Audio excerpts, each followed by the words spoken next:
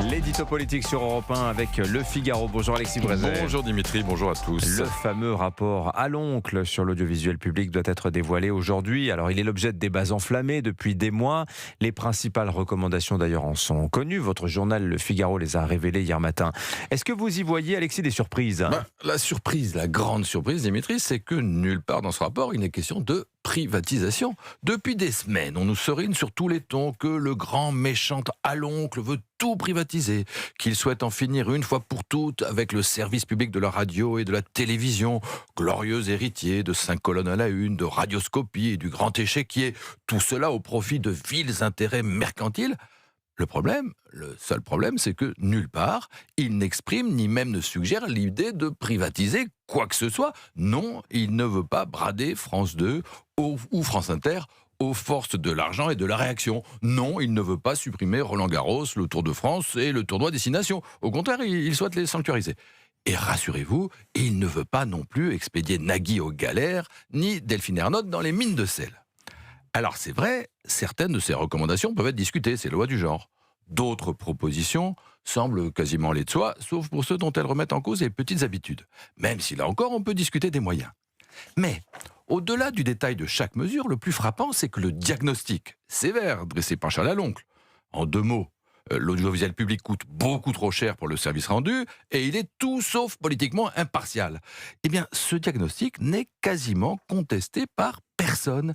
Et il est même, à peu de choses près, validé par des personnalités qu'on n'imaginait pas du tout venir en soutien du bouillant député ciotiste. À qui pensez-vous, Alexis ? Je ne sais pas si vous avez lu, Dimitri, l'interview donnée hier au Figaro par Catherine Pégard, Oui. la nouvelle ministre de la Culture.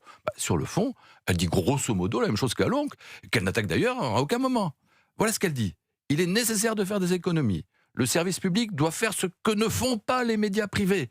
Et il doit avoir l'impartialité comme unique principe. Ça, Haloncle le signe des 2 mains. Et Jérémy Patriélétus, le président philippiste de la commission.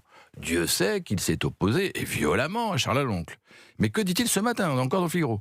Qu'il faut une nouvelle loi pour définir la notion d'impartialité applicable à l'audiovisuel public. Qu'il faut retirer à l'Arcom la nomination des PDG pour la donner au conseil d'administration où l'État actionnaire est majoritaire.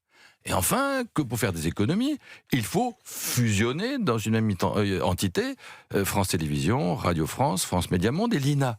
De ce point de vue, il va même plus loin que Charles Haloncle. C'était bien la peine de s'étriper. Vous pensez donc que ce rapport aura des conséquences, qu'il ne sera pas enterré aussitôt publié ?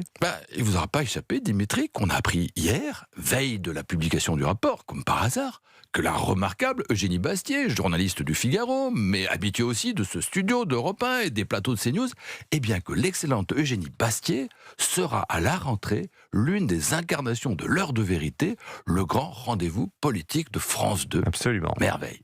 Et c'est une très bonne nouvelle. C'est le signe que les choses commencent à bouger. Un jour, peut-être qu'Agnès Verdier-Molinier tiendra la chronique économique de France Inter. Et peut-être que Vincent Hervouette présidera France Média Monde. Après tout, le monde, c'est un peu votre jardin. J'ai déjà refusé. Ce jour-là, il faudra en rendre grâce à Charles Haloncle, bien sûr, mais aussi à Thomas Legrand et à Patrick Cohen, qui sont involontairement à l'origine de la création de la commission d'enquête. Sans eux, ne l'oublions pas, rien n'aurait été possible. En effet, l'édito politique sur Europe 1. Merci beaucoup, Alexis Brézet.